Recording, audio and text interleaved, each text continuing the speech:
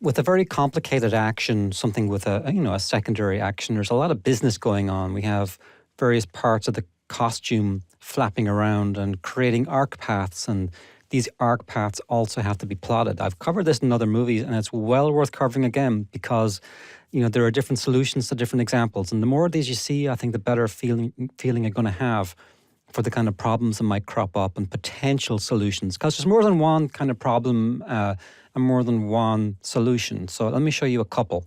So on the left side here, you'll see our character who has the arc plot, and he has a green plot for this side of the costume. See this little dot here? That point there is being plotted throughout this very pretty arc path. And this corner here is the blue path. Now, I'm not going to focus on the blue path for this, so let's just hide that. And I'm going to play, and I'm playing in Adobe Photoshop it has a rudimentary but very usable animation feature, a little timeline window. So I'm going to play all my layers as animation frames. Let's play it through again. One thing that Photoshop defect is it doesn't quite play at the right frame rate. You have to render a video to see the right frame rate, but it will play you the frames in sequence, and it gives you a good enough feeling for it. Now, one thing that began to bug me about this was the coat tail around the midpoint here. Now, if you follow the corner that's going to track this green line, now I'm going to go through frame by frame. As I went through frame by frame, it begins to jut out. Like it's sticking out like a sore thumb. So it is a nice arc path, all right, but it's got too much energy. Caught the eye. It looks plastic almost. It looks like it's too hard. Wasn't feeling like clothing anymore. So I thought the solution would be to do something like this. So I'm going to zoom in here so you can get a better idea, just to trim the amount of energy on the coat, to pull it in and still follow a nice arc path. So it meant redrawing the coat on, 1, 2, 3, 4, 5 drawings. So again, which is the importance of plotting the arcs to minimize this kind of redrawing. So let me play this through.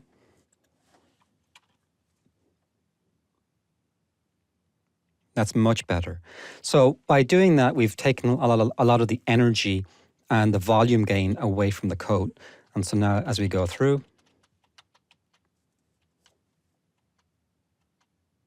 he's tracking the red path, and we're not seeing that nasty little pop anymore. So that's one example. Let me show you a different example of a fix. This fix is on the tail end of the action, which is this part with the coat here. So on the, let's play it on the left side first.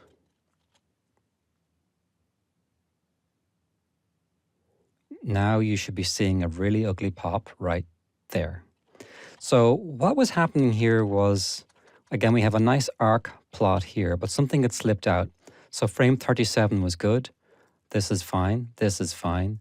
And I made a mistake on number 43. So my arc plot was, something went wrong here. So either I swapped the drawing out or my drawing slipped out of place. So the result is this little jag.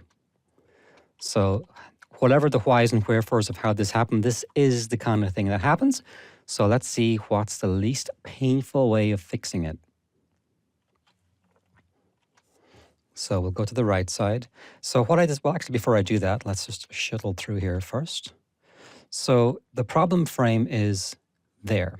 So even though this is a keyframe, I decided to rub this out and to redraw so that it would be so that I would in between the drawings on either side.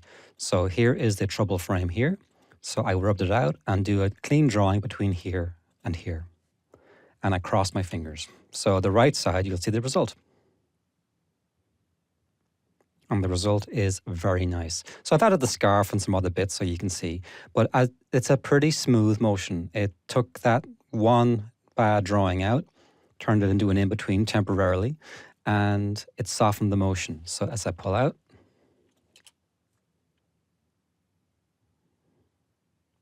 there we go. So again, another good reason why if something is jagging, if you see it, then obviously, examine your arc plot. But sometimes you have to plot the arc to see the mistake. Sometimes you see the mistake and then you make the arc plot. So there's a bit of back and forth between, seeing what the problem is and fixing it. But this is how we do it. It's like this is the end result when you've got everything down and you think it's good. You go through it very slowly or play it at half speed and let it loop and then look at it and just keep looking at different parts. Look at the scarf, look at the coat, look at the hair, and then play through 3, 4, 5, 6, 7 times. And what you will sometimes find is something will start to annoy you. That's when your brain is telling you something's not right, something's not right. And that's when you go in and look at these trouble spots and then either fix the keyframe or add an in-between or, soften the motion. And so here's the scene with just the coat in blue. And there we go. So we've taken the kinetic energy out of the turn there. And then we have added the nice softening at the end.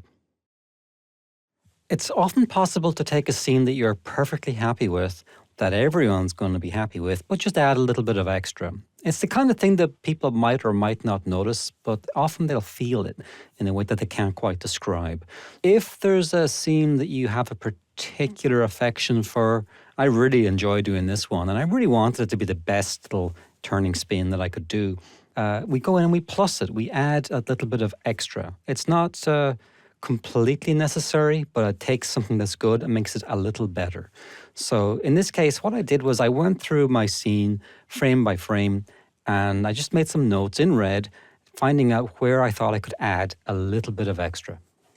First one was the transition from the standing position into the anticipation to the jump. And as you can see, I say maybe, but this was a strong maybe. I really wanted to add one in between at least between this pose to soften the movement out of the stand into here. I was pretty happy with a lot of this, but then a couple of spots jumped out as possible trouble spots because this turn here is so dramatic. There would be a danger that, the eye might have trouble following some of it. So a couple of points were here. So I thought maybe put this on wands. And there was one spot that jumped out as a real potential danger. And that was the possibility of strobing. Strobing would be, in this case, if the eye misinterpreted this hand here as animating into that one. You see how they occupy almost the same space? My little magnifying glass is, showing this hand almost being seen to turn into this one. But it's not. I want the eye to see this hand moving here to here and to there. I don't want it to think it's going from here to here and turning into this. Now, there are two possible solutions to this. One solution is to add more in-betweens, because right now we're on twos, we're on 12 frames a second. So I could add a drawing between each one of these to soften that. That's one way of doing it. And the other way is to possibly tweak that hand drawing. So I'll show you what I did when I show you the after state. But again, as we keep going through the scene, there's other points here where I thought, this might be moving so fast, we could justify doing a complete in-between between here and here. This number again, 0.08, that is a fraction of a second. We're in Adobe Photoshop. So if I change this to 0.04, I can put a new drawing between this, and that'll be on wands. So I can go from twos to wands very easily in this program.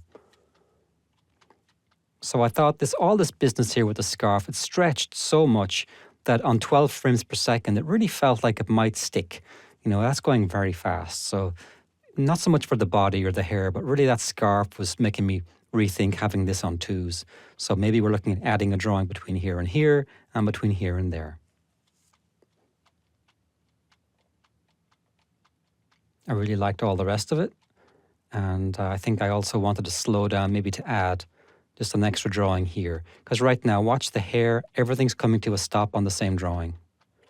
And the reason to add an in-between there was to stagger the hair and the scarf so that they don't all stop on the same frame. That way you have a nice overlap and follow through. So let me go through the final one. And I'm going to go through it slow motion now at first, frame by frame. There was the additional in-between added. And notice these numbers down here, these 0.08s, that's the same as version 1. But here, that's a new drawing, actually here. So that's an in-between to soften that transition. And now notice as well, we have from here to here. I think the strobing isn't an issue.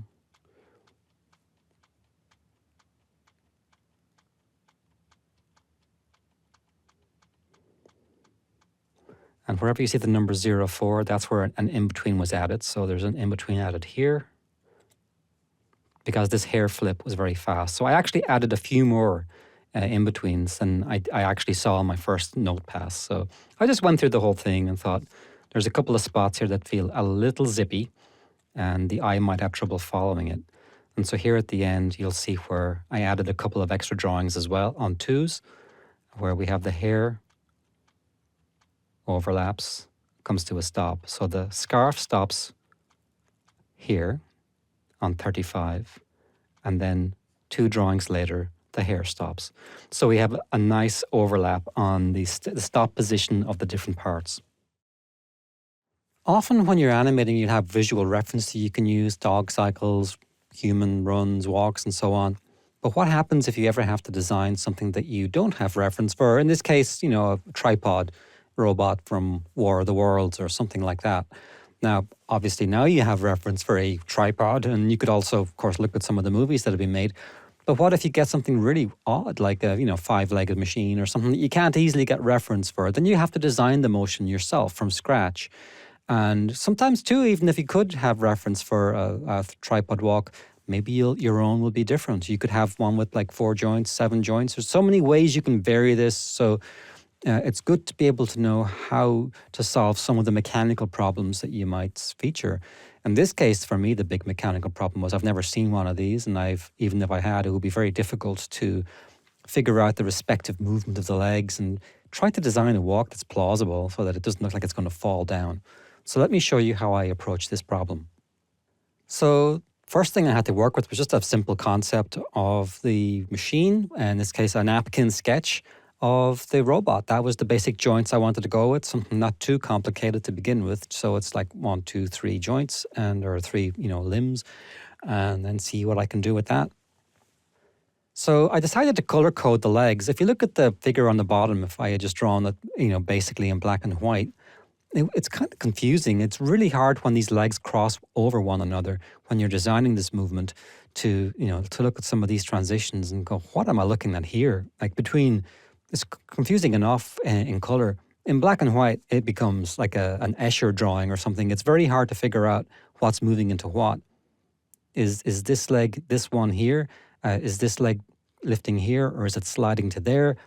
And never mind this. I couldn't tell you looking at the black and white very easily what's going on. Whereas when we color code the layers, the legs into green, red, and blue, now we have a fighting chance. So just look at the blue one. He begins the walk. So blue lifts up and lands. And let's just look at the blue, follow through, and then slides back until we end up more or less in the same position we began, and the cycle can repeat. Now look at the red leg. We follow the red leg across the screen, stretches back, lifts up, lands, does the same thing. Green takes the weight to lean into the walk until it's all the way back, and then in the second image from the right, finally lifts up and lands. Now, this is a very crude and quick sketch. It's not meant to be the final animation, but it was more than enough to get me started. So this was basically a glorified napkin sketch. And so again, we're going blue, then red, then green. So it's blue, red, green, blue, red, green, blue, red, green. That's the walk. If I had made a mess of it and I had offset some of these, then it might look like a limp, or there would be like a stagger or a shutter effect to it. So what we want to get is that nice repetitive 1, 2, 3, 1, 2, 3, 1, 2, 3 effect. Notice also that this is a walk, not a run, and not being a particularly fast run, I felt it safest to keep 2 legs on the ground at least at any given time. If I were to do a faster run, let's say you'd said, okay, take this design and design this a jog and design this a run cycle. So this thing is really moving fast. At that point, sure, you could then begin to lift 2 legs off the ground at once, or on a gallop, maybe all 3 could be off the ground at one point. He might feel a bit floaty, but you could do that without him feeling like he's about to tip over. But for like a slower, clunky kind of walk, you want to have a real sense of balance, or it's just going to look strange. We're very close to tipping here, feeling like it, but this is in a passing position, so this is in motion. These are the poses that he occupies most of the time. So he feels very solid and very concrete just by looking at this. So again, here's the walk. Now I could slow it down to give him a feeling of more mass if I wanted to, but and this was done in Flash, so I was able to use I didn't want to draw this by hand; it wouldn't have been much fun.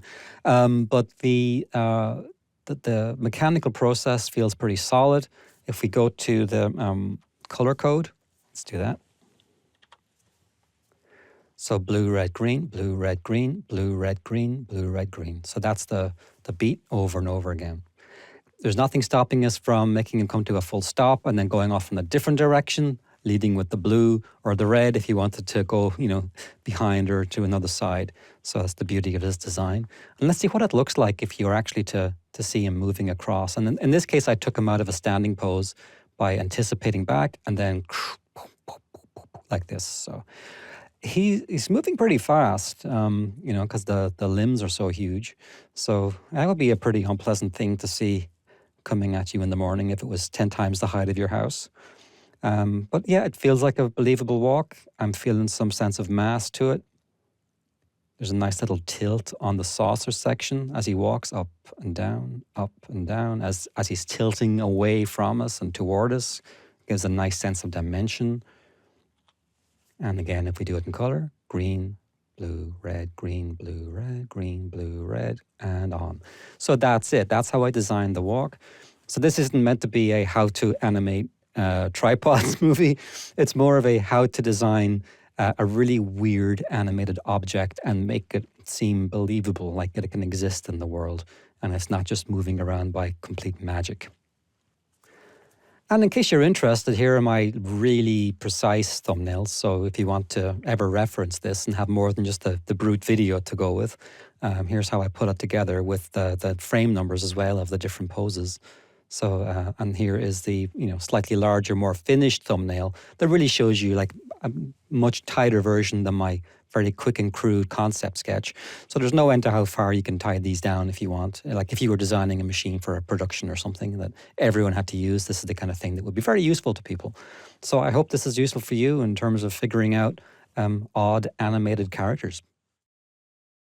In the previous movie, I've demonstrated how to divide a space into halves. And this is a well-known trick in perspective in art. And this is also important in animation because it gives you a feeling, if you're animating objects in depth, just how far back you have to push the halfway point. So if I were to animate something coming toward the camera, often you have to push it further back than you would guess, somewhere like here, but in fact, you're pushing your halfway point much further back than a guess would often tell you. It's very deceptive. And then we can subdivide this, of course, again, so we can have quarters. So it's a great way to divide a space in three-dimensional depth by halves and quarters. But there might be times when you have to divide it into thirds or fifths, and this system certainly fails then. So let me show you how to do that. You may never need to use this, but in the event that you do, this trick could come in very handy indeed. So this trick involves dividing a square, or indeed any parallelogram, into this pattern. So you take a corner and you draw a line to the halfway point of the opposite side until you get this beautiful star pattern. Now this pattern contains certain properties, so we can now create these intersection points and divide the square into thirds. And even more amazingly, we can also divide it using these points to divide it into fifths. So this gives us a mechanism that we can then use to subdivide any given area. As long as we have two vertical points, we can then use this methodology to create thirds and fifths. So using the simple system of halves and quarters, we now can go into halves, thirds, quarters, fifths, and so on. You could keep breaking down a form pretty much indefinitely using this method. So I've seen this called the sand reckoner online after Archimedes, but I don't think it was in Archimedes' text. But if you're looking to find this online for other guides, Googling for the sand reckoner might find you this if you're lucky. And just to be clear, you do not have to be operating with a square. So as you can see on the right, the principle still operates even if you're working with a rectangular shape and if you're working in perspective as well. So there's just a couple of things to note about how we make this work, and I'll deal with them now. And of course, this also works if you're working in perspective as we see here. So let me show you more examples. So here we have our square, and we've tilted it in perspective. So as you can see, the technique still works. So we can use it to build, perfect perspective Rubik cubes if you want. So there's one little trick to keep this, from failing on you. So let me show you what that is. So again, we have our horizon line, our vanishing point, our telegraph poles. The first thing that we must do before we create this in perspective is to find the halfway point, which we do using the classic technique of this crossed line system. So a big X between the top and the bottom of each pole.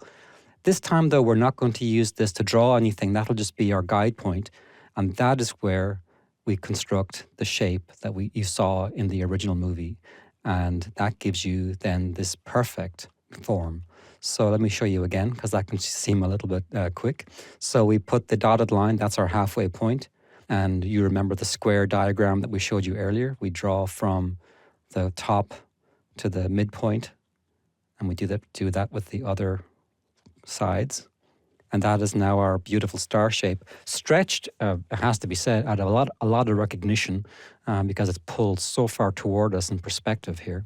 But as long as these points align with that halfway point and they're not just arbitrarily placed along here, it's still going to work. So this ties down the perspective of the shape. So now when we add our points here, as you can see, these intersection points are going to give us thirds. And here again. So as you can see, it gets distorted. It can be very hard to figure out. So again, if in doubt, slow down. And you can see, follow this line across here and then to here, and that's where they intersect.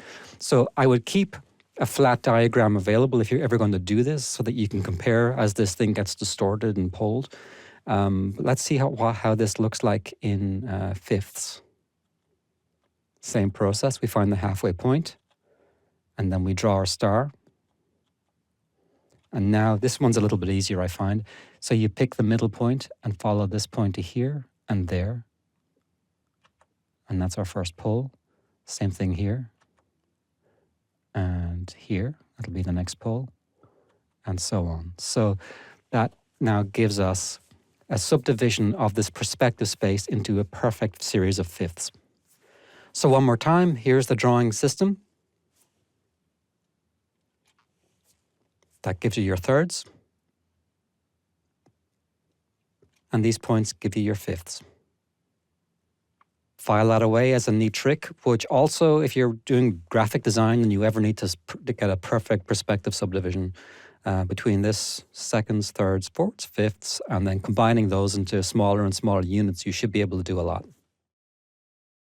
This is some material from my storyboard course, and if you haven't watched that course, I strongly recommend you do.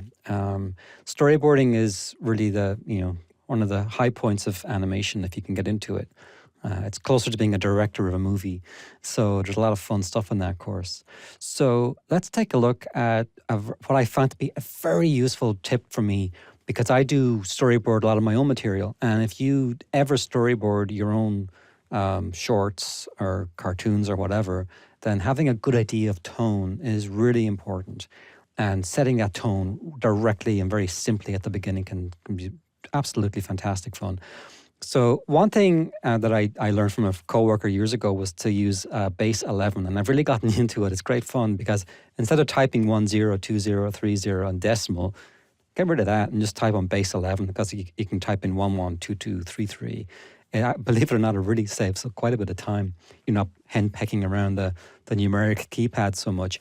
Anyway, when you're creating storyboards, it's very common, of course, just to do them in a quick line sketch.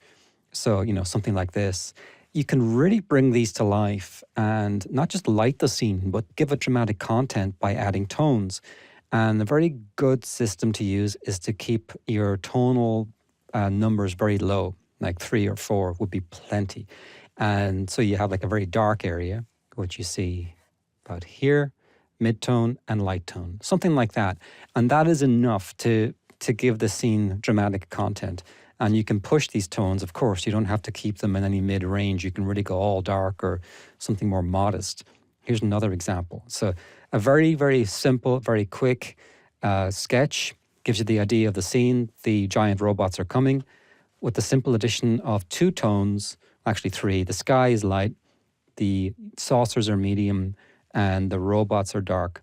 So, and I guess the white would be a 4th. So this is more than enough to give us like a very, very ominous sensation of what's about to happen.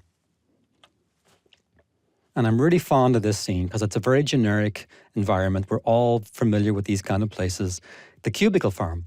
And the line drawing has a very strong perspective to try to make this visually interesting.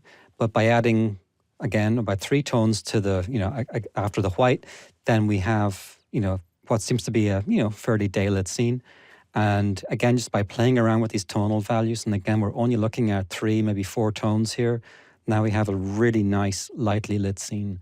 And you're not having to murder yourself by going in and do massive amounts of shading. This kind of work can be done extremely quickly. And it forces you to think in very strong lighting terms, to be a little bit bolder with lighting, and to then give yourself an emotional cue as well. Like when you then begin to animate to these kind of backgrounds, you'll have a better idea about the kind of environment your figures are going to be operating in. You don't have to mess around so much with working with like a basic dead line drawing, and then you can start to apply some mood. And again, this also assists in storytelling because the difference between these 3 states is huge, as you can see. I would much rather have this to animate, to know this is the environment my figures are going to be living in, than just, this basic line drawing. So anyway, that's a very quick piece of advice. Not so much animation per se, but certainly storyboarding. That's all a part of the process. It's a common problem we had back in the day, that we tended to work with black and white, and we didn't get to see the color until it was too late. It was up on the screen, and it would have been nice sometimes to know what kind of lighting I was animating to instead of just a black and white background drawing. So keep it in mind, and don't fall into the temptation of adding more than 2 or 3 or 4 at most tones, and see what you can do with a line drawing. Do a couple of different versions, maybe a daytime one and a nighttime one. An extreme challenge when you animate natural effects, especially by hand, is the creation of natural churning, the kind of thing that you see in clouds and waves. This was my first real attempt to create a full effects explosion, a feature quality animation, the kind of thing that you see when an A-bomb or a volcano explodes. And you can see more of this in my course on the 21 Foundations of Animation, which is also in the library. So let's take a closer look at the strong way and the weaker way to approach these kind of actions.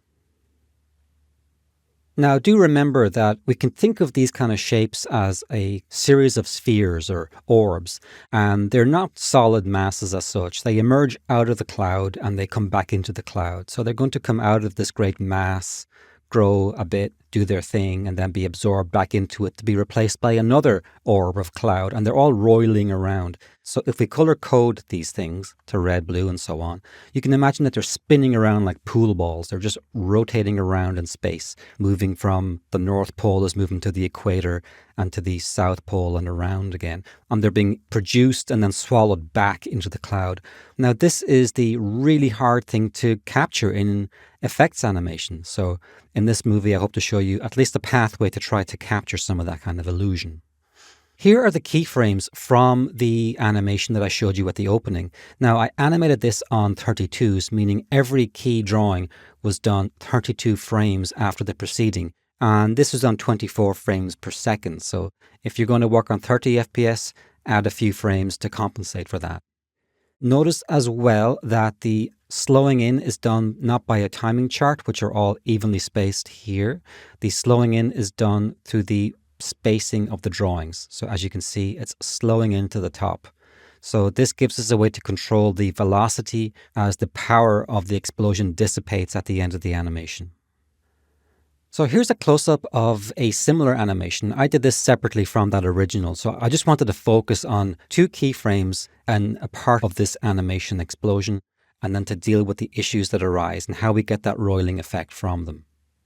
If we overlay the 2 keys, you can analyze the shapes and then begin to decide what the breakdown, the biggest gap between them should do. So here's the first, here's the second. So if I go from one to the other, we have this problem. What is the breakdown drawing, the big gap between them going to do? So here they are overlaid. And as you can see, it looks like certain shapes are animating into other shapes. And if I color code these, that seems to be the obvious thing to do.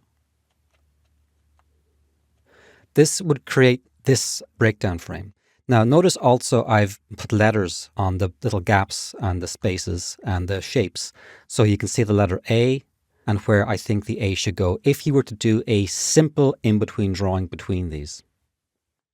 So here's what happens when we in-between it with a very simple in-between. Now, it's not all bad. There's some nice stuff happening here, but I'm not seeing that roiling effect the way I want to. And again, if I color code the area, you can see the red is doing something sort of okay. It's moving down. So is the orange. The blue is moving up though. That's kind of weird. That should be coming down towards us to be eaten by the rising vertical column of the smokestack.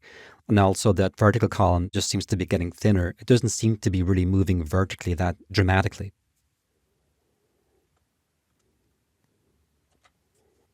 And again, if I apply the letters of the alphabet, you can follow these various shapes. And you can see that this is what a bog standard in-between generates from us. So instead of that boring in-between, let's do a proper breakdown, and we'll do something a lot more interesting. Now, I'm going to again apply the same letters, A, B, C, D, E, F, to the various shapes. And now let's look at the second keyframe. And this time, I'm going to do something very different. Now, instead of treating the G as analogous to the same G area, I'm moving it up. And I'm imagining that that part of the smoke is moving north about an inch on the screen. And look at the letter A.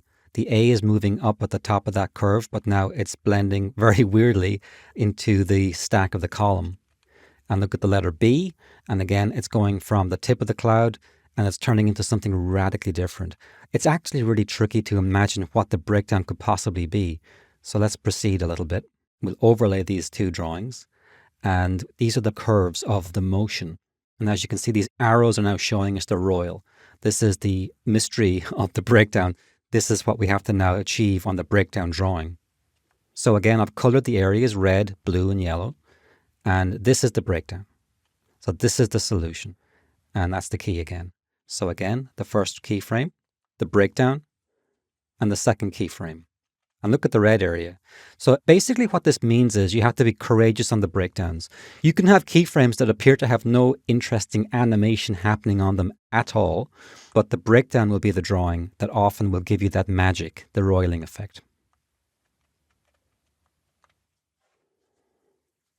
So here's the action in between. The in-betweens now are fairly basic. They're just doing basic in-between work. They're more or less halfway between the key and the breakdown and the other keyframe.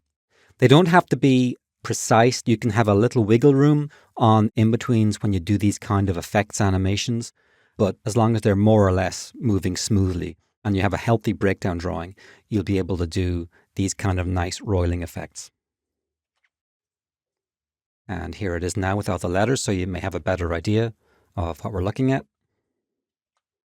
And then side by side, the simple version on the left and the more feature quality, classic look on the right. And the difference between these two is entirely on the breakdown drawing. The keys are identical on the left as on the right. The breakdown is the drawing that's holding up the weight of that roiling animation. I recently animated a music video for Alan Parsons, who might be better known from the Alan Parsons Project.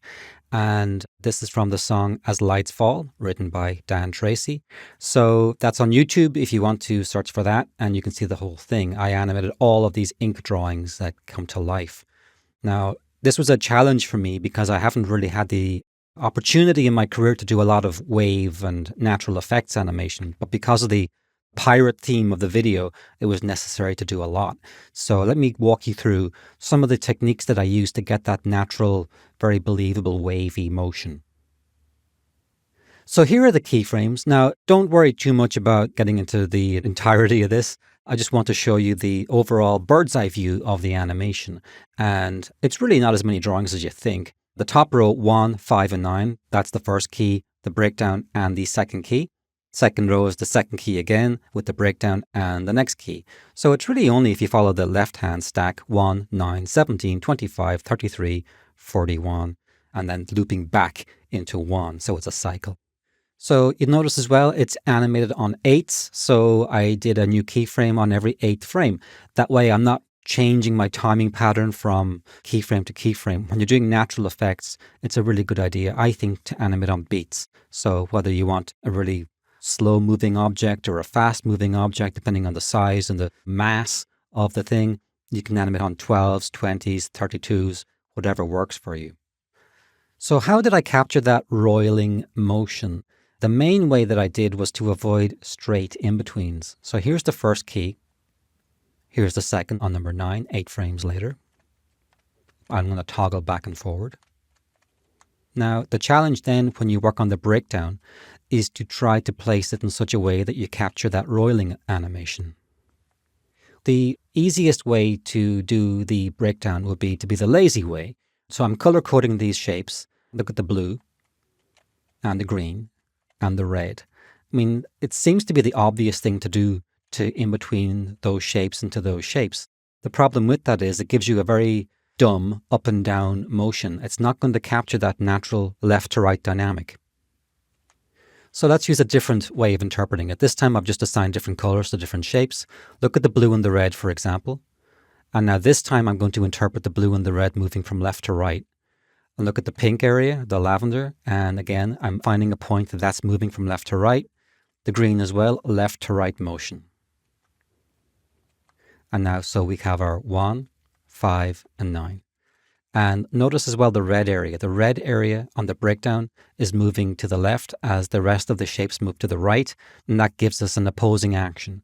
And the really nice thing about that is that's natural. In nature, very rarely will everything move in the same direction at the same time. Look at waves, as I was yesterday, and you'll see some waves are moving one way and some are moving the other way. So this is a more finished version of that same animation. I've overlaid some of the same layers in After Effects just to give us a little bit of a cheat. And as you can see here, we have these nice areas where some waves are moving from left to right, but occasionally you'll see a spot, and I'll flag it for you down here. Right there where the mouse is hovering, and at this point here, the part of the wave comes down closer to us and slows down a little bit before moving to the right again. So this is the kind of choppy action that you want to try to capture when you're doing effects and get you away from the feeling that we're looking at these fixed shapes, because we're not animating something that is like a body. This isn't a fixed form. It's millions and millions of molecules, and they're all moving in this very unpredictable manner. So even with the strong wind blowing from left to right, we're still going to have occasional pockets where one wave might slow in and collide with another and move back the opposite direction before the left to right motion takes over again. So try to bear that in mind. Try making 2 keyframes and then do a breakdown that's doing something interesting. The breakdown has to do something interesting. And that is the secret, I think, to capturing this kind of naturalistic motion. In a previous movie, we looked more at the general roiling effect. But what I wanted to show in this movie was some of the internal shapes, like how to capture that nice surface quality where you see the white part roiling and foaming and appearing to turn from one shape into another shape. As I've previously mentioned, the big mistake you would make would be to in-between mechanically up and down, to read the in-between between number 1 and number 9 as the closest possible point between those. That's not what we want. We need to make some strong decisions here about what the breakdown drawing should do. So let's take the first keyframe, and I've just assigned some letters to the various points, and then on the second, I've put in where I think they should go. And this will help me, as I do the breakdown, to establish the speed of the wave motion from left to right and how drastically the various shapes will change. So look at the letter C, for example, and see how far it's moving. It's also moving from a tip or a point, as is D. And on number 9, they're actually corresponding with a concave part of the wave. There's no point there. So you don't have to plot a little spear point and have that mechanically travel all the way across the screen. You can have these points merge and disappear into straight areas as you like. So try to keep that in mind, that we're not drawing a fixed physical solid shape. It's very amorphous. So let's look at what the breakdown would do. So here we have A, B, C, and D. And A and X are holding their shape. That's fine. B, C, and D are really doing something interesting. C and D are becoming more pointy. And then here they're going to in between into a concave part. So this is already starting to look dynamic. We're getting the feeling of a left-right motion on it. Now, the other thing that we would like to try to capture would be some small part of the wave that might appear to go from right to left. So we get a kind of an opposing action. And also the sense that there's an upswelling, there's these convection cells beneath the surface of the water. So here's our original one, 5 to 9, number 13 breakdown. And here I've flagged a couple of points that could be seen to move the other way briefly before moving back again. So this could look a little confusing, but look at B. And here B will appear to move from right to left before recovering and going from left to right again. And there's that letter Z, and there is like a weird little thing that emerged here. I didn't intend it, but it just happened, and I thought I'm going to keep that. And then it flattens out again. So that might look very confusing, but if we look at the animation again, hopefully you can spot those points where there seems to be a sudden swelling. And I'll try to flag it with my mouse here. Right there. There's one point there. And where do you see those little red letters? There is a very strange little illusion that some of the wave action seems to be going in the opposite direction of travel. But it's not damaging the overall effect. What we're still seeing here is a left to right action with an occasional flourish that seems to go in the opposite direction. And that's getting us away from a mechanical seesaw from one side to the other. The next step I could have taken was to start to draw the internal shapes in a very tied down way. The problem with that is you get lost in the lines.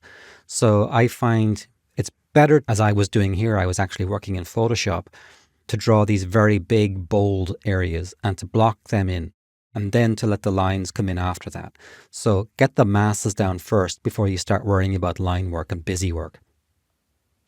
Now look at the green area and see how I split it in two, with one part going left to right and the other right to left. And it opens up a really nice void space in the middle. The rest of the shapes are going from left to right, but that's about enough to give us that slight subtle feeling that there's that big mass of the wave that's just for some reason breaking from the opposite, the general level of travel. Let's go to the next one. And now that green on the right side is sort of dissipated or moved into that orange blob. The left side of the green is still moving from right to left. It's going to collide with that red area here, merge into them. So again, we don't want these forms to be separate entities. They can merge into one another and break apart again. That's what's going to create the illusion of liquid. So here too, see how the green and the red have merged, and now a little piece of red seems to break off on the left side. And that gives us the version of that things breaking into one another and apart again. So this was the effect when I just played it with the basic animation blobs. And I knew when I watched this that it started to feel like it was doing things that felt like liquid to me.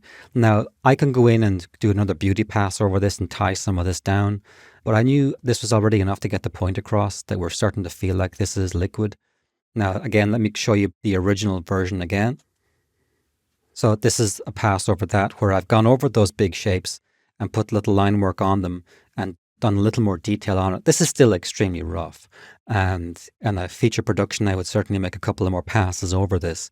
But notice how if I stop some of these frames here, we're getting really nice shapes as these various forms, especially in this area here, are blending into one another and then disappearing and then breaking apart again.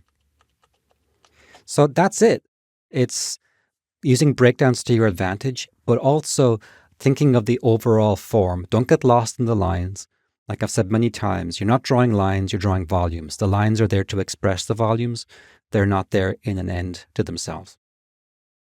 You might occasionally find yourself working on a project that has a really tight deadline, or even worse, a drawing count.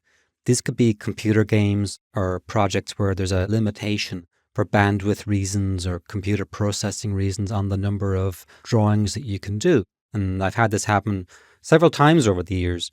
So this is a full scene where I did all the bells and whistles, but you might not be able to do all the bells and whistles. So here I'm going to reverse the process. I'm going to take out some of the bells and whistles and see what we can get away with. So if someone says to you, look, we have a nice little turn animation, but we have to reduce the drawing count and you've only got 7 frames, you've only got 7 drawings to do it, then is it possible to do it in 7? Or like a game show, I'll do that animation in 6, I'll do that animation in 5. What's the smallest number of drawings that you can use to do it and still look nice? So in this version, I've removed the anticipation. So now instead of anticipating into the move, he just does it. And there's no warning, it's just immediate. Now, anticipations are really nice to have. They're one of the foundations of animation. But sometimes you can get away with just moving. And in this case, especially if this was a computer game and the player pushes the button, you probably don't want an anticipation. It's a good thing to do to telegraph the motion before it happens. But here, again, it's a nice movement even without it. In this version, I've removed one drawing that's easing into the end position, and it still looks okay. And now I've taken out 2, and we're still just about getting away with it. Now notice how he's still overshooting before settling. So overshoot, settle. Overshoot, settle. Let's take out the overshoot and just go straight into the end pose. Now the overshoot's gone. So we're still getting away with it. I mean, it still looks okay. A lot of people will look at that and they're not going to run screaming from the theater or throw their computer to the ground. So I'd much rather have the overshoot than not have it. But again, it's a believable animation. One more time, I'm removing one of the ease-in animation drawings. And let's take out 2. And we are just at the threshold of getting away with it. It's starting to feel like it's a little cheap, but we're just about getting away with it. Now I'll take out 1 too many. And this feels shuddery. It feels like he's jolting into a stop. We've taken out too many drawings. So I think at this point we have about 5 drawings, maybe 6. So the solution would be to put in that 1 extra in between. And again, there's the borderline. It's 1 drawing. So 1 drawing can make the difference between getting away with this kind of cheaper animation or not. And keep this trick in mind if you ever face a drawing budget or a deadline that's really tough. And this is especially going to apply to you if you work on a project where you're drawing the animation by hand. If you're working with a puppet system, this may not apply to you. A few years ago, however, I did work on a puppet project where it did apply to me because all of the animation frames were going to be rendered out as flat images in a PNG file. And we only had so much RAM. So the programmers kept coming to me and telling me, no, you got to take out 2 more drawings. And it was very tricky. We did it in the end, but it was lots of tricks like this. So keep these kind of things in mind for what you can get away with and what you can't. Sweatbox notes are notes written by the director to describe the actions and the technical issues in a given scene. So it would be customary to write Sweatbox notes for all of the scenes in the sequence, and these notes contain instructions for animators describing what the characters do, actions in the scene, maybe hookup problems, and so on. So let's take a look at this little sequence we have here and focus on scene 040. The numbers you see below them are sequence 1, scene 10, 20, 30, 40, 50. The reason why we use these spacings of 10, if we want to add a scene later on, we can call it 25, and then we can make it 23, and so forth. So what I want to do is take sequence 1, scene 40, and write a Sweatbox note for it. And it would look something like this. So again, it contains the information of the scene we're looking at, and then the physical action. Bumstead is typing on his computer, his head is down. Notice how this describes something that we're not really seeing in that one panel, because that's the start point of the scene. So we're not just starting from the image that we see on 040. So Harry peeps in over the partition, so Harry appears during the scene, not before it. Bumstead takes a moment before realizing that Harry is staring at him. Bumstead looks up, then lowers in fear, trembles a bit. And then below that, the Sweatbox note has a note for the effects department. If we have an effects department, the fluorescent lights flicker behind Harry's head. That's going to look really creepy.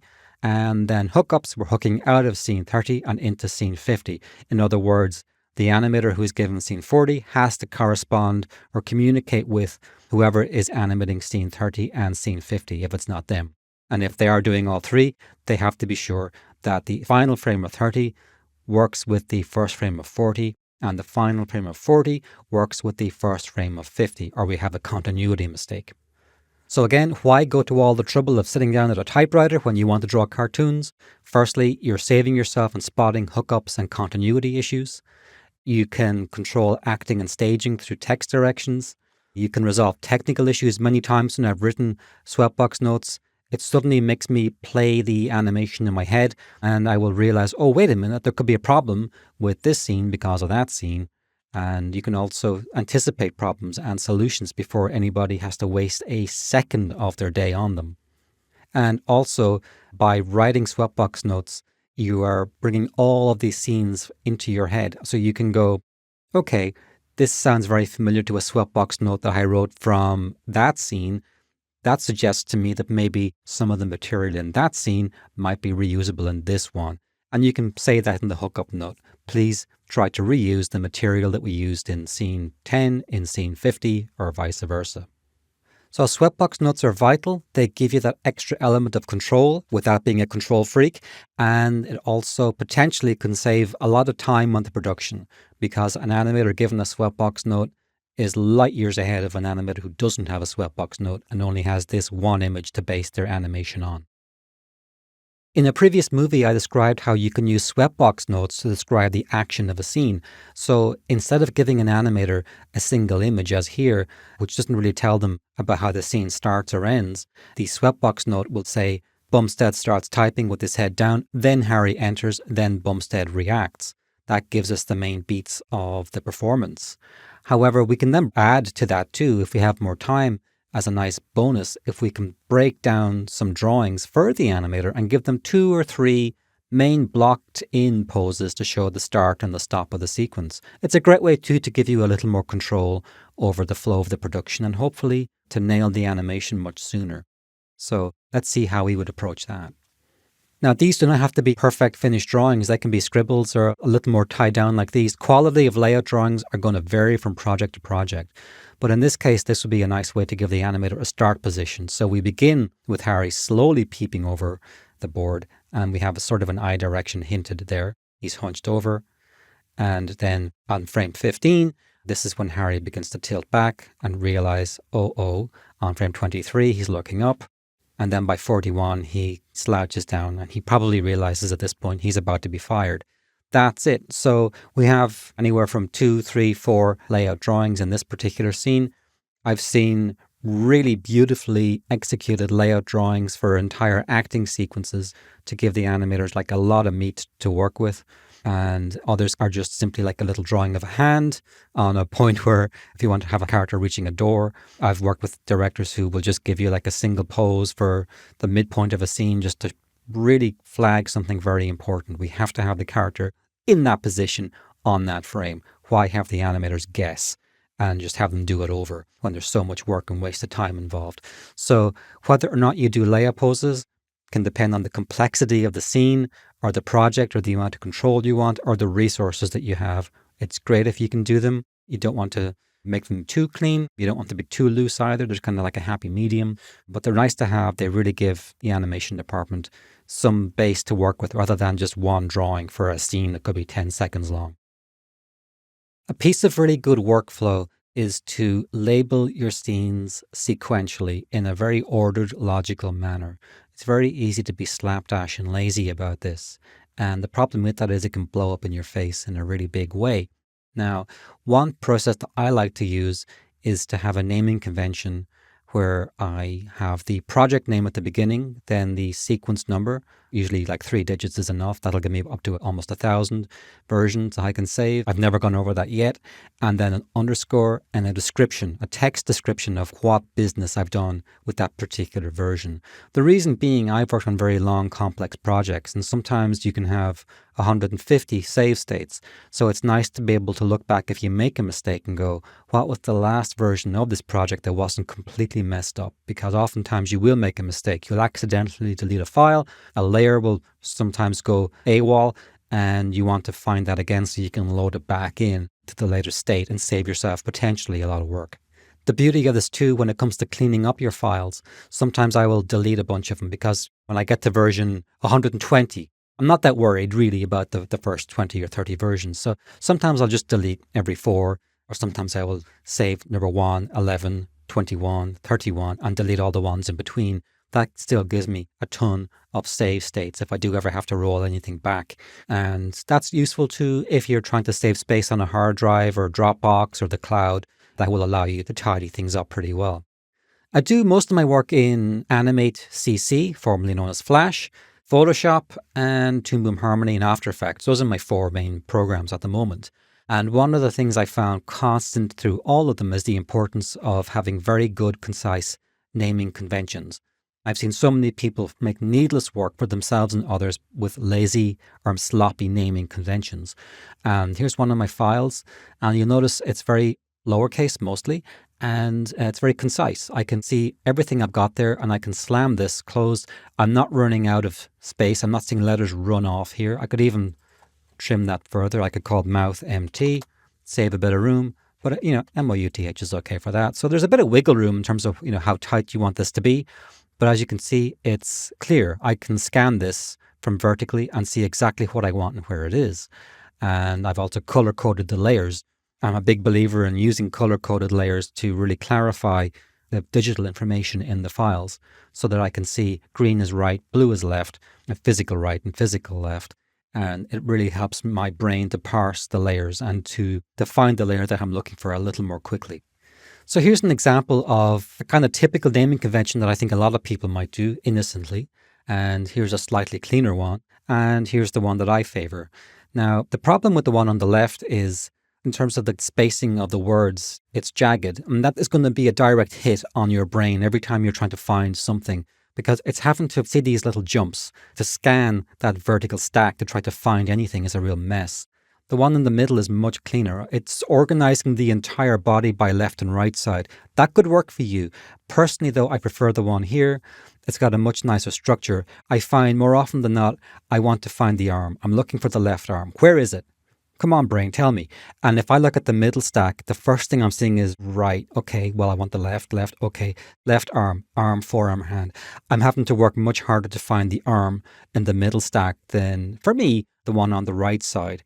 And the other thing to notice too is that with the kind of naming convention on the middle section, compare that to the one on the right side, and we are much more compact here. We're actually saving this much room. It sounds like something silly and absurd, but screen real estate is crucial when you're working on a computer, and you do not want to be wasting pixels. And they really do add up when you have these lazy, more naturalistic naming conventions. So if you get used to a code or a system like this, it's much tighter. Notice also, I only use lowercase. Again, it's tighter, it takes up less room. And then I save uppercase for things that are really important. L and R, uppercase for left and right. If I have upper and lower, U or L, or top or bottom, T and B, or M for the middle, those are things that I'll flag with one letter. And that also helps to compress. I don't have to waste letters on LEFT or RIGHT, uppercase R, uppercase L, and it's done. This has been a nightmare. I remember first hearing about the O0 problem when I worked for Don Bluth in the 1980s in hand-drawn animation. And a memo went out, do not use the letter O on your layers, on your exposure sheets. Because if the character was called Oscar, it would be innocently called the layer O1. And the problem would be it would go to the camera department and they might think it's a 0. And problems were emerging. And the letter 1 and the number I have the same problem. Now, this is a real headache, the problem between the O0 problem and the 1I problem. Because they're graphically so similar, it's easy to confuse them. The solution is fairly simple.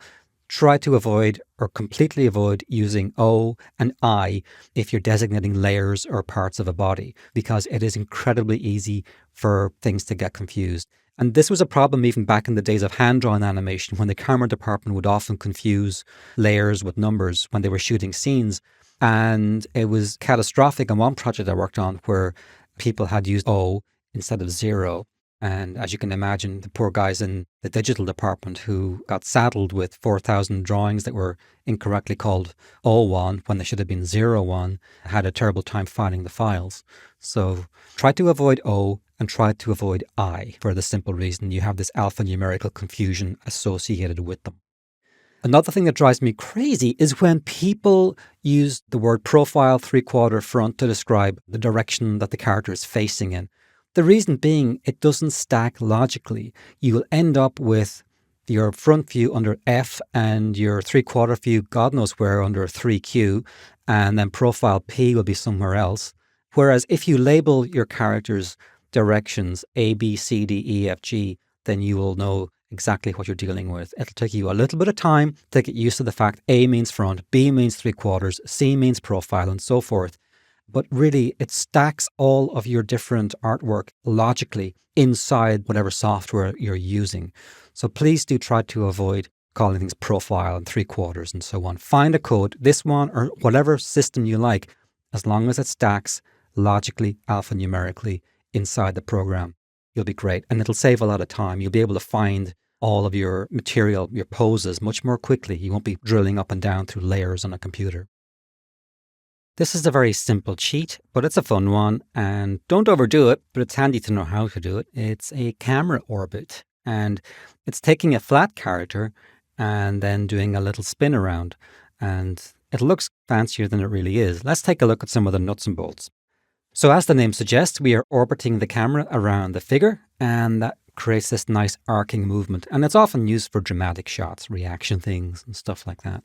So how do we create this illusion with flat characters? Because if you're working in CGI, it's simple. You just move the camera.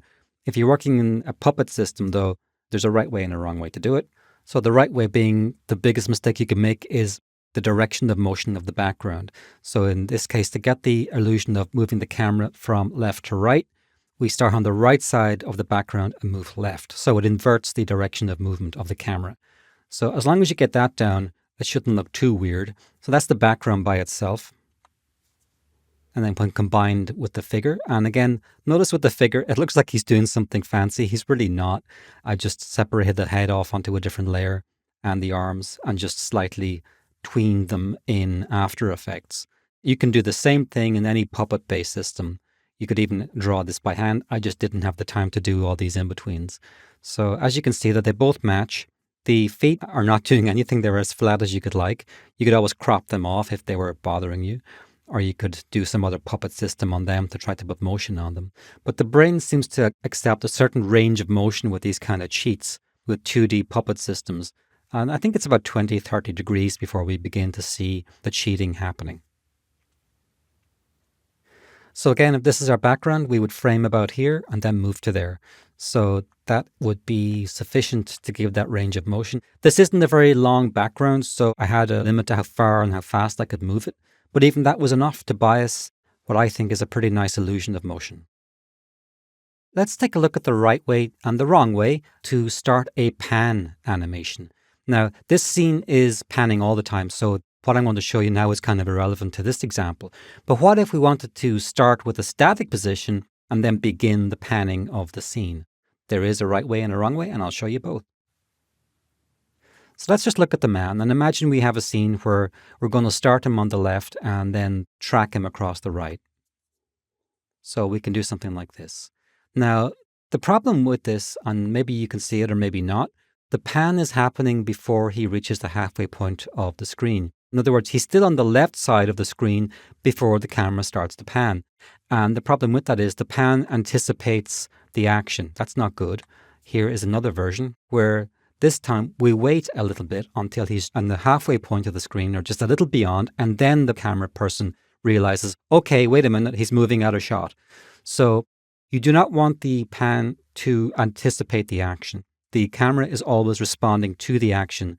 The camera should not be psychic. It should not know what's going to happen before it happens.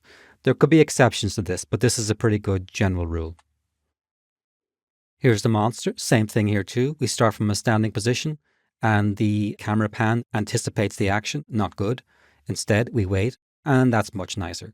So this kind of thing is at the subtle end of camera moves, but if you ever have the issue with moving from a standing position into an action scene, try to have the camera follow the action and not lead the action. In the following sequence of movies, I want to take you through the process of animating in the style of 1960s and early 1970s TV animation. So here I have a scene that I animated as best as I could to make something look like it was done in 1966, let's say the Flintstones era of television. It's a simple, limited walk, little gesture, blinks, head turns, walks and talks and jabbers. Very typical. Here's another example, same character, and this time going into a typical run cycle. So let's take a look very quickly then at the kind of cartoons we're talking about. So Hanna-Barbera is the studio that really turned this into an art form. And the 1960s would be, I think, probably the golden age of this. And they still animated in this style throughout the 70s. And it dies off in the 1980s with the different style of kids' TV animation that emerged then. And now the reason for this was that shows like the Flintstones allowed the animation studio to animate much more cheaply. It was really driven by money. You were able to radically reduce the cost of creating an animated short. And this was done through limiting the animation and splitting the figures onto layers and then reusing a lot of these elements over and over again. You see it through a host of shows like Yogi Bear, Top Cat, and so on. The Jetsons, of course, they're another classic example. And everyone's favourite, Scooby-Doo, slightly different style, but the technique is identical. Now, full disclosure or confession, I didn't have time to draw this on hand and have it transferred onto cell and painted by hand. So I used the tools I have at my disposal in the time I have given, and that in this case was Adobe Animate, formerly known as Flash. You could as easily do this in Toon Boom Harmony or any other puppet-based program.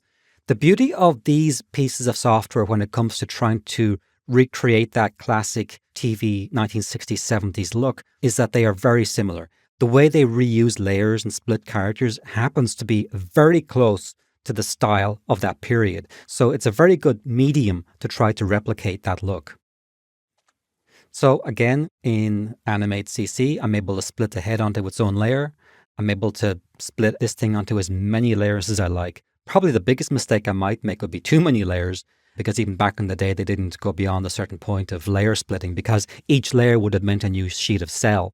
And there are only so many sheets of cell that you can actually cut apart before there are too many. And it starts causing problems for the camera department. But in general, they would split to something maybe like this. You might have the arms and the body, the head on a different layer from the body, for example. And if you look at any of those cartoons, you probably get a good sense by looking at them exactly where the splits were. So again, we layer them all on different sheets of cell, collapse them all, and then you can have different animations on each layer. And then this then allows the studio to animate just the head, or maybe to reuse a hand gesture from a previous scene in a new scene, and that saves them a lot of time and money and effort because they're constantly reusing different components in this so-called stock system of animation. We can reuse the walk cycle with a new line of dialogue because the head is on a different layer. And that was a radical transformation. But that's also why these shows are so talky, because the more talking you do, the cheaper it is. Now, there are two ways of doing a modern project in the style of a different period. And one way is just to copy the look, the graphical look of the 60s or 70s or whatever period you're trying to copy. That's relatively easy. It's much trickier to make a project look like it was actually done in that period. That's the hard part. That's copying the essence of the period, not the surface material, the surface quality of it. So we have to go into the techniques that were used in that time and the limitations they had if we want to really make something look like it's an undiscovered cartoon from 1967, for example. In this case, we're talking about a period when everything was done on paper. They didn't have access to computers, so we need to copy the process and the style and the approach that they did. Now, this means knowing something about the physical methods used to create the animation and the qualities and limitations of that medium, even down to the kind of timing charts that were used at the time, which were not like digital timing charts today with smooth tweenings in and out. They used hand-drawn timing charts with halves and thirds and so forth. Always important to remember that in the 60s and 70s, they were driven by economy. Corners were being cut everywhere they could to make the cartoons as cheaply as possible, which isn't to say that they were bad. It means they were driven by this fundamental limitation. So remember, each new drawing had to be drawn on paper, then cleaned up, transferred onto transparent cell, and then shot on a physical camera on a rostrum camera stand. Now, I teach all the traditional foundations of animation. The problem is in this period, the more of these that you apply, the more expensive the animation is to produce. So the solution would be for this period to reduce these. Now, this is simply my guess of or estimate for the extent to which they would reduce these things. But they were certainly not exaggerating the cartoons to the degree that, say, the Looney Tunes animators were. They were exaggerating until the roof blew off the theater. The cartoons that we see on television have much less exaggeration than that. They don't really have a lot of overlapping action because that radically complexifies the animation. They do have squash and stretch, but nothing like Disney levels of squash and stretch. But they have arcs. They ease in, they ease out. They have some anticipation, but definitely much simpler. So it's important not to make your work look too good, because that's a giveaway that it's not legitimate. And once again, we're on cells. All of these are on layers, and then all the layers are combined together to create the illusion of a single figure. And then we can move the different parts separately. And again, I've definitely overdone this here. I think in general, they would have kept it to 2 or 3 per character, but you get the idea. Here's the big one, AF dialogue. And this was how they produced so much dialogue without going bankrupt. They developed a system of 6 mouth shapes. And if you follow from left to right, they seem to be saying meow. So it's A is the closed mouth, and that's not used for the phonetic sound A. It's used for closed mouth shapes like B, P, and M. And then the other shapes are used wherever they're needed for various mouth sounds. The F sound would be used for OO shapes. So hello would be B, C, D, C, E, F, B, or something similar. And that would give a nice little hello sound. I have done, as you might guess, a great deal of work with this system over the years. We've used hand-drawn computer games in the 1990s when there were very strict constraints on the amount of memory we could use and the amount of images we could use. So we reverted right back to using this classic Hanna-Barbera system. You never know when this material will come in handy. Now, a lot of studios, especially those working with model systems in Flash, Animate, or Harmony, still use this method, these basic 6 shapes. You will encounter them during the course of your career. So modern televisions are in the 16:9 aspect ratio, but back in the good old days, when TV shows were really bad, they were in the 4:3 aspect ratio. So depending on how faithful you want to be, you might want to bear that in mind. And 4:3 will look more period authentic. 16:9 will look like it's been modified somehow. That might be a giveaway.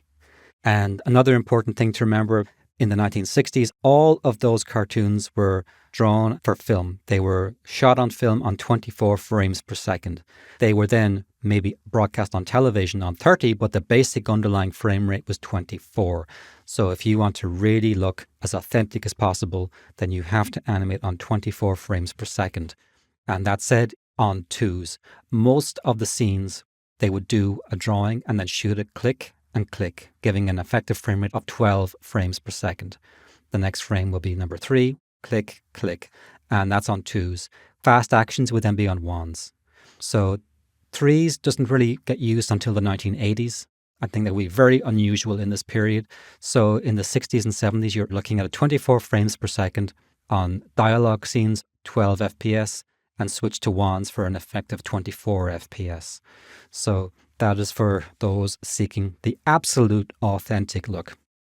And here's the difference. So the 24 FPS ball is on top, the 12 frame per second in the middle, and the 3s on the bottom. The one on the bottom will be more familiar to you. That's shutter speed if you've watched a lot of 1980s TV, Mutant Ninja Turtles and He-Man and all that kind of stuff. A much later period and a different methodology. So again, the top 2 rows here are the ones to look at. Also, in terms of resolution, TV NTSC resolution in North America was 720 by 486. And I won't go too much more into technicality on that, but that is the size that you might want to render at. Again, if you were looking for something absolutely authentic, nothing stopping you from rendering at a higher res. If you want to, you can do that. But that is the period format that they worked with at the time. Another classic trick that they used was to have a tiled background. And in this case, this background will tile, so you can run it by the character. How many times, if you've watched Scooby-Doo, have the gang run down a corridor and there's the same door and the same flower pot over and over and over again? Because painting backgrounds is expensive and you want to reuse these backgrounds as often as you can. Here's another example. So that's a great trick that was used. Another classic TV trick is to do like one master background, which we can then frame in on. So the animators can frame different scenes and different areas. And the beauty of this is it gives us effectively different backgrounds. And although we have one background painting, again, it squeezes a little more economy out of a very tight TV production budget. And here's another example. And again, we can frame here, we can frame there, we can frame here. And again, once we zoom in, we have what seemed to be, hey, look at these guys. They did all these different background paintings. Well, really, they didn't. They just did one really, really good one. And then they reused it over and over and over again. So that is a classic TV economizing trick. So we are squeezing a lot of extra use out of one image. In this movie, I want to show you how I created the animation of this pastiche 1960s character. Now, this was all done in Animate CC, also known as Adobe Flash, but it's similar techniques that you would use in Toon Boom Harmony or any puppet-based system. So this isn't going to be a how to do it course, more like an overview of some of the techniques that I use to give you a general kind of bird's eye view. So here is the scene, and just by itself, there's the empty stage, here's the scene. Let's very quickly note that we're on 24 FPS if you want to be pure. Honestly, you could do these on 30 if you wanted to, but 24 will look more authentic. So in 24 FPS, we're inside the figure. We have our background. Let's see the background by itself. The background was done in Photoshop. It was not done as a vector drawing because vector just looks flashy. It does not look authentic. The original backgrounds were painted on paper with sponges and they have all these lovely textures on them. They look really nice. So you want, especially the background, to have that hand-drawn quality to it and not to be done in vectors. The character, of course, we can do in vectors and all this graphical stuff because it is a puppet. It has to be. Inside the puppet, I tended to animate on odd numbers. And the reason for that, as you'll see again in a little bit, is because the animators animated traditionally on odd numbers. When we were animating on 2s or 24 FPS, you would animate on frames 1, 3, 5, 7, 9, 11. At any point, if you had an action that was too fast, you would do an in-between on 4 or 6 or 8 or whatever. So a chunk of your scene would be on 2s, maybe parts of it on 1s. Very fast actions, like runs, would be on 1s. But for the most part, like walking and talking, you should be, for most of this kind of style, on 2s. And that's why I favor the spacing of the keyframes, if you can do it, to be on odd numbers. One thing that you have to watch out for when you're working in this style is the danger that your work will look flashy. Remember that the original drawings were done by hand and they had the little flaws that hand-drawn animation has, little variations that creep in, whereas this will tend to look a little too perfect or too clean. So if I were to move like a hand symbol, and for example here, look on this far hand, that's definitely looking like a symbol, because it is. The one that's closer to us though is moving, so this one is better. So let's click on that and look inside, and what I've done is done a nice little shape-tweened animation here. And if I go in and zoom in and show you that, you'll see how I did it. So tricky, but far from impossible. And that creates the illusion of different drawings.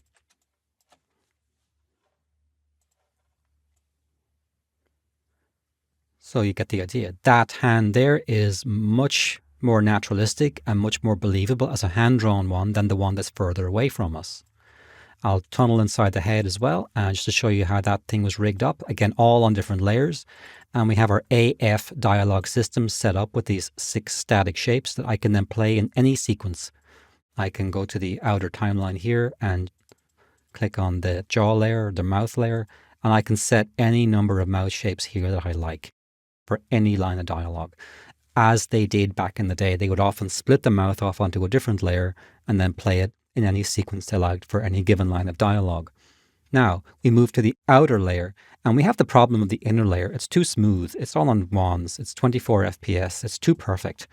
And the original animation of that period was on 12s. So my solution was, on the outer symbol, to go to every odd number, And this is again why it's so important to have your inside keys on the odd frames, and then just go in and select each one of these new keyframes and make it a single frame.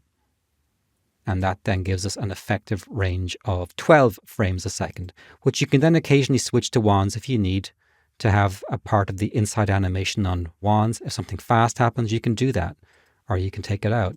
If I want this part here to be on wands, then I can just do that, click that to frame 4, and so on. So that's it. That's how I go from one to the other.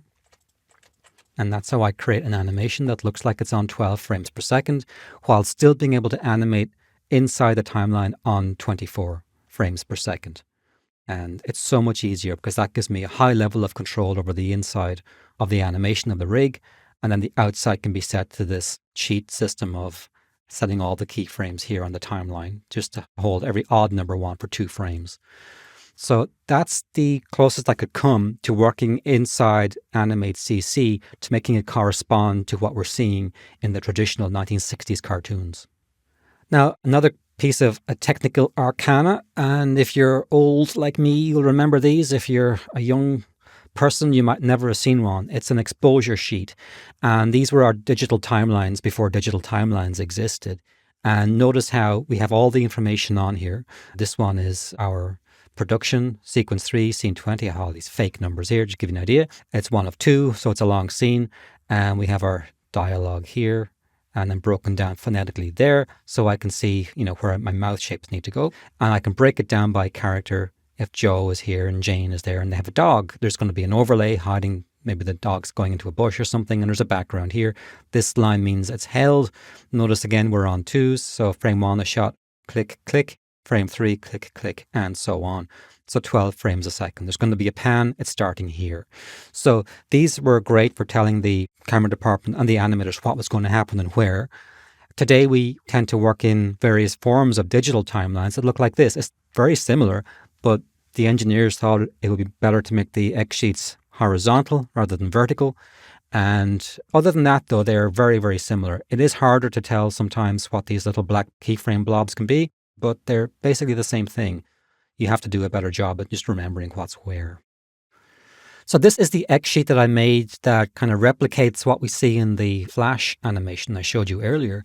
And this is just a curiosity, but just to give you an idea of how we're trying to replicate this inside, whether you're working in Harmony, which also actually does have its own version of an X sheet that would look a lot more like this. So for those of you working in Harmony, this might be an easier thing to deal with. So we have the body of the character. And in this case, I had the ad man there, our own kind of Flintstone ripoff. He's on the body there, B01, 3, 5. And in this scene, he starts running and he switches to wands, 7, 8, 9, 10, 11, 12, 13, 14. And then the cycle repeats. As you have seen many times in these old cartoons, the same run cycle will be reused over and over again. And here we have a note repeat cycle. The background is held to infinity and on it goes down here. And stopping on frame 103. And here's another one, just to again give you an idea about the history of this. So in this case, this is our little dialogue scene, not a running scene. And it's a little trickier because you can see we have a little X here, meaning there's nothing in that layer for now. There might be on page 2, our held background, our body layer. We have a separate head layer. It's all on 2s. And then we hold the body, we hold the head, and then we start a little gesture action here. And one more frame there, and then we switch everything back onto the body layer. So this allows the camera department to then know what cells to shoot on what frame, how long to hold them. And we have little notes here for the animators, where the character action is going to be, where it's going to end, where the pan begins. So this should give you an idea about just how tricky some of the X sheets were back in the day, and how much work you were actually saving when you use software like Harmony or Flash or Animate CC. So be grateful is the advice with that. So that is, I think, as much of the technical nuts and bolts as I want to burden you with. In the next movie, we'll look at some post-production stuff and we will fix this thing in post. In the previous movie, I promised you we would fix it in post. So here is the animation that we exported from Adobe Animate CC, and it's got as good a look as you can get from that program. And as you can see, let me just stop a frame here. The background looks kind of nice, but the whole thing looks HD. It doesn't look like anything made in the 1960s, and it's too crisp, really. So here's how I corrected it. Now, this may be a little too far in one extreme, but it's good to give you an idea. So something's happened here. One, aspect ratio is now closer to 4:3, which was the TV aspect ratio. I've also applied some filters in After Effects to put a fake video effect on it. So there are degrees to which you can apply this, but I wanted to show you something strong that would give a feeling for how far you can take it. Here's the other scene. And again, same problem with this. So same solution with this. And, were you to put that on VHS TV in the 1960s, nobody would think anything of it. It looks pretty good, I think. So let me show you the process of how I went about doing this. And again, bird's eye view, this won't be too deep into nuts and bolts, but just to send you down some pathways that you might want to explore yourself. So when I wanted to apply this, I didn't want to be messing around too long in After Effects when there are After Effects wizards already out there who have tackled this problem better than I could. So I found this wonderful Rocket Stock site. And if you're watching this 5 years from now and this link is broken, just go to Google and search around. There are people who are constantly tweaking retro VHS looks and doing magic with it. So they have a free download here and tutorials. I found this very simple to use. Download the free assets. They go right into Adobe After Effects CC 2019 or your latest version. And as you can see, by the simple application of the filter, it does this. So let me show you how I did that. So here is my animation as exported from Flash or Animate CC and brought into After Effects. So from the preceding link I sent you, we have these various filters that we can apply. And as we begin to apply these, you can see that we can actually combine them as well to different degrees, depending on how degraded you want the effect to be. And we can go into any of these settings and mess with them. Now, I am certainly not going to do that here. That would be a course by itself, but simply enough to show you that this alone is enough. Just these two little clicks here. All I did, I brought the little effect into my effects panel and did that. I did not have to worry about anything else. The second I saw that, I knew I was pretty much where I wanted to be. I did add one little touch of my own. I made this painful to look at scan line effect. It's excruciating. I will now take it off your screen.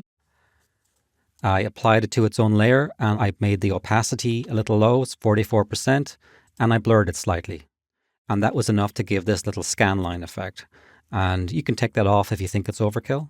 Just once you're in After Effects, you have control. You can make the opacity lower if you think it's a little too much and it just wants to be on the threshold of visibility.